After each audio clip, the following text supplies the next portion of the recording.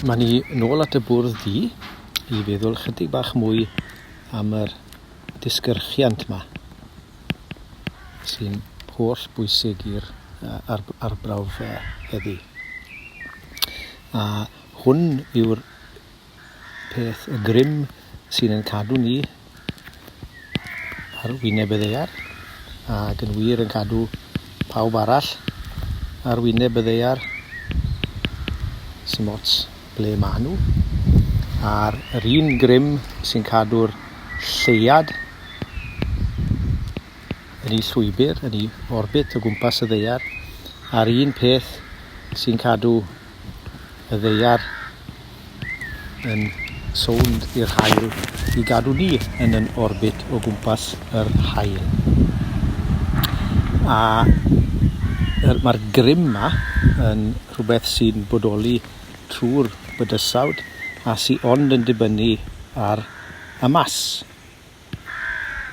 A ni'n ei alw hwnna yn M. A'r syniad sydd gennym ni o maes disgyrchiant sy'n dibynnu ar y mas. So mwyaf gyd yw mas, mwyaf gyd yw effaith disgyrchiant. A mae'n lleihau yn bellach ydyn ni'n mynd I ffwrdd wrtho fe. Felly, ond mae'n lleihau drwy'r sgwar o'r pellter. Felly, ar wyneb y ddaear, y mas sy'n bwysig yw mas y ddaear, a'r pellter yw radiws y ddaear. A mae hwn tua miliwn, biliwn kilogram. A mae'r pellter yw'r radiws sy'n rhyw 6,000 kilometr. Felly, maen nhw'n rhifau mawr iawn I gymaru gyda ni. A mae'r grym yma wedyn, sy'n cadw ni yn yn lle, yw'r pwysau ni. A mae hwn ydy yn mas ni wedi lluosi gyda'r maes yma. A ni'n lli rodi hwn mewn hafal fach syml. Mae ddod I M am yn bwysau I, sy'n rhyw 80 kilogram. Mae'n dipyn llai na'r mas y byd. A mae'r maes wedyn ydy be ni'n galw yn egg fach. A mae'r egg fach yma, ni'n lli sgwennu fe mewn ffordd gwahanol I chi dweud bod e'n egg mawr wedi lluosi gyda'r mas a'r hannu gyda'r sgwar y pellter. A'r egg fawr yma ydy'r un sy'n wirioneddol gyson trwy'r bydysawd. Oes i'r tren I fynd. Ond ar wyneb y ddaear, os ddim yn newid llawer, os yn dyw metr neu ddwy ddim yn neud llawer o waniaeth ar y 6,000 kilometr. A felly dyw'r cysonyn yma egg fawr a'r cysonyn wedyn yr ddaear, os ni'n gallu gweld bod yr pellter hefyd yn gyson, wedyn mae gennym ni y sefyllfa o le ar wyneb y ddaear yn yr ardd fan hyn, allwn ni gymryd bod egg fach yn gyson. A mae'n digwydd bod wedyn bod os edrychwn ni ar unedau egg fach, mae'n gallu cael ei mesur mewn wael ffordd, ond mae gennym hi'r un unedau a chyflymiad, sef metr yr eiliad. Ac felly mae hwn hefyd yw'r cyflymiad. Felly os ydyn ni'n mesur y cyflymiad o mas ar wyneb y ddaear, byddwn ni hefyd yn mesur y maes disgyrchiant. Felly honna yw'r arbrawf. A'r arbrawf felly, syml sydd gennym ni yw bod yn i'r mas bach, y cylch bach copor, M, a ryw uchder uwch ben y ddaear. A wedyn bydd hwn wedyn, os newn ni adael yn mynd at y ddaear, dan ddylanwad y grym disgyrchiant. A yr theori wedyn yw bydd hwn yn symud fel petai'r cyflymiad yn gyson. A bod y cyflymiad wedyn yn gyson achos yr ofaliad yma draw fan hyn. A wedyn dyn ni'n gallu cysylltu'r rhain wedyn, os dwi'n cymryd amser T i fynd o'r pwynt ucha i'r ddaear i gwmpo. Wedyn, ni'n gallu cysylltu'r rhain trwy'r hyfaliad eitha syml bod yr uchder yn hanner eg fach wedi lluosi efo T sgwar.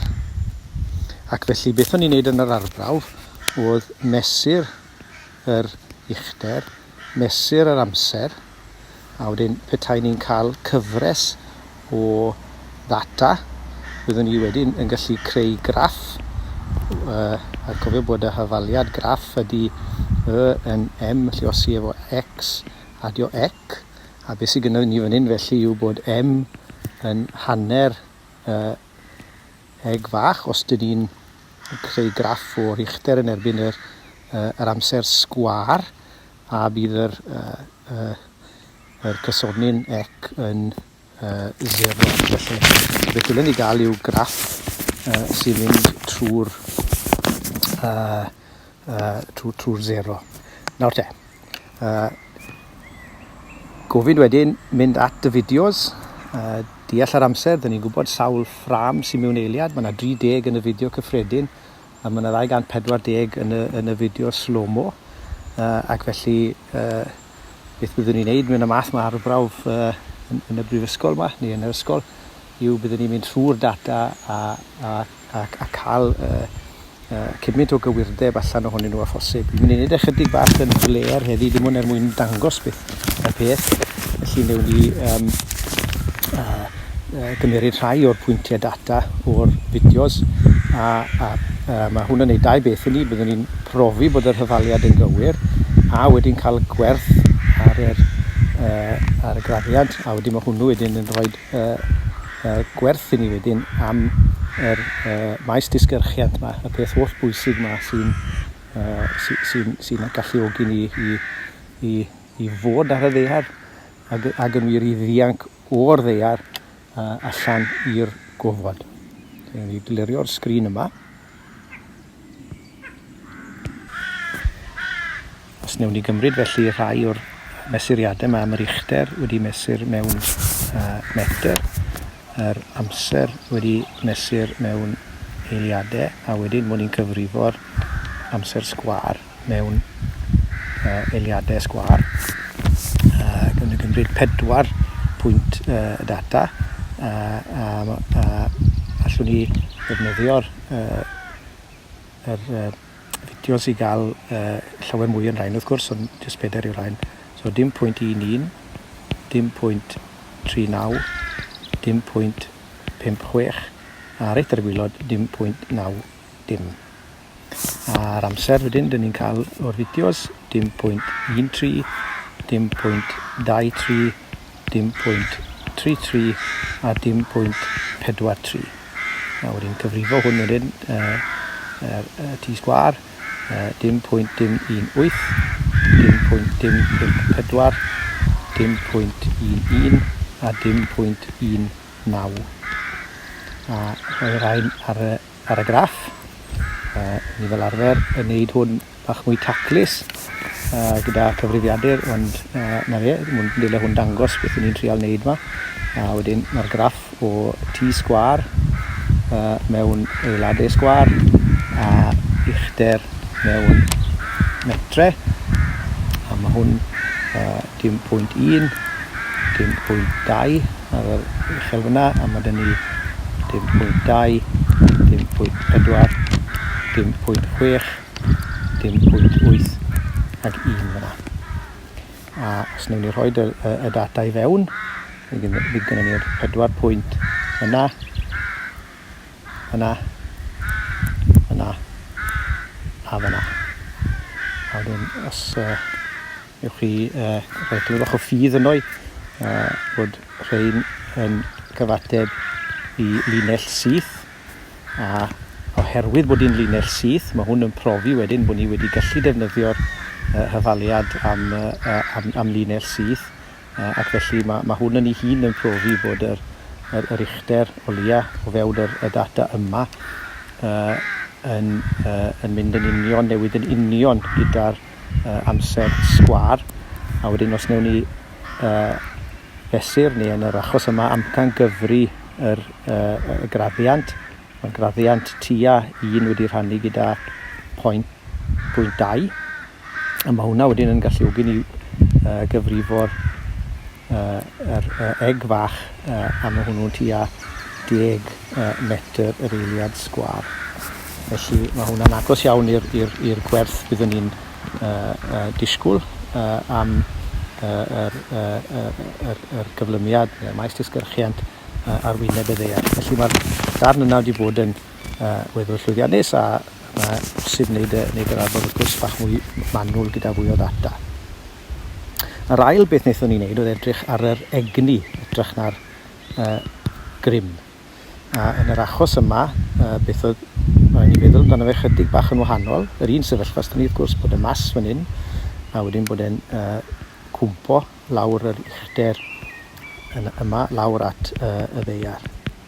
A be dyn ni'n edrych ar fan hyn trwy'r egni yw bod yr egni potensial fan hyn yn cael ei newid mewn i egni cinetig fan hyn. A mae hwn yn syniad bwysig mewn ffisig hefyd, bod dim egni am ddim i gael byth. Mae rhaid i ni ond i newid o un ffurf mewn i ffurf arall. A dyna y gamp wedyn o cadw ni'n gynnes, cadw ni'n agole, ydy bod ni'n neud yn siŵr bod ni'n gallu newid yr egni o un ffurf mewn i ffurf arall mewn ffordd gynaladwy sydd ddim yn achosi trafferthion ar y ffordd, a bod e mor effeithiol a phosib hefyd. Mae hwnna'n thema sy'n dod allan falle o sawl un o'r arbrofion yma. Ond ni hefyd yn gallu sgwennu hafaliadau am hyn. Mae'r egni potensial fan hyn ydy y mas, wedi lluosi gyda'r y maes disgyrchiant, wedi lluosi gyda'r uchder, a mae rhaid bod hwn yn hafal wedyn i'r egni cinetig sydd yn hanner y mas, wedi lluosi gyda'r cyflymder sgwar. Felly'r cyflymder sy'n bwysig fan hyn a'r mas, a mae hwn yn golygu bod yr egni cinetig wrth i'r metal daro'r y ddaear i greu sŵn, neu mi mewn i'r dŵr i greu splash, mae'r egni yna yn dibynnu ar y mas, a mae fwy o effaith gyda y cylch o ddadwywaith y mas na beth oedd e gyda'r dim ond un mas yna fe.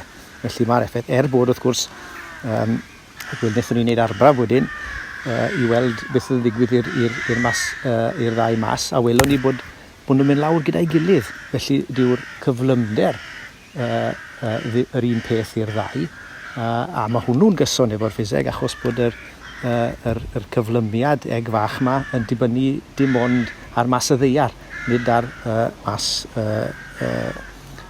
darn metal. Felly, ond mae dal mwy o egni cinetig da ni. Allwn ni amcan gyfri hwnna mewn 2 ffordd, allwn ni ddefnyddio'r hafal yma, neu allwn ni ddweud bod yr cyflymiad yn hafal i'r eg fach wedi lluosi efo'r amser. A os newn ni amcan gyfri hwnna wedyn, mae hwnna ryw 10 wedi lluosi gyda hanner eiliad, so mae hwnna'n ryw 5 metr yr eiliad, sy'n eitha sydyn. A wedyn os newn ni amcan gyfri wedyn bod y mas yn ryw 10 gram, wedyn bod yr egni wedyn yn hanner 10 gram, sef dim 0.1 kilogram, a wedyn mae gennym ni 25 wedyn yw'r cyflymder sgwar, a wedyn yr unedau fyna yw joules, yr un rhaid yn ni'n mesur bob math o egni, gwres a egni trydan dyn ni'n cael trwy'r wal.